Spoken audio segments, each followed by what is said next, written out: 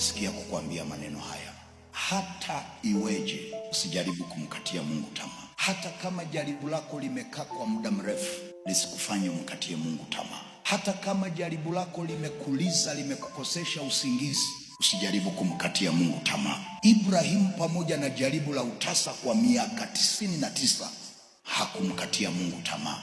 Maandiko yanasema yeye asiyekuwa dhaifu wa imani hakukonsida hali ya kufa kwa tumbo lake Sara, ila aliangalia ile ahadi akatiwa moyo na ikampa uvumilivu. Inawezekana umejikatia tamaa wakati saa ya Mungu imekaribia, na ukiona jaribu limekuchosha na limekufikisha mahali unasikia kuchoka, ujue umekaribia kuvuka, umekaribia kwenye muujiza, umekaribia kwenye ushuhuda.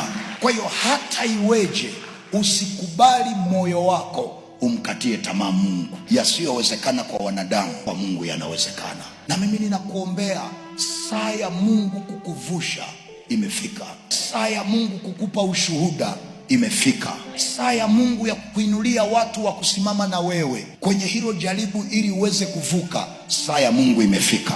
Saa ya Mungu ya kukufuta machozi imefika. Na mimi nimekuombea, Mungu aliyefanya kwa wengine afanye na kwako. Afanye haraka kukusaidia.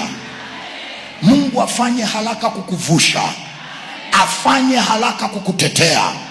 Afanye haraka kukusaidia katika jina la Yesu. Never give up. Usikate tamaa.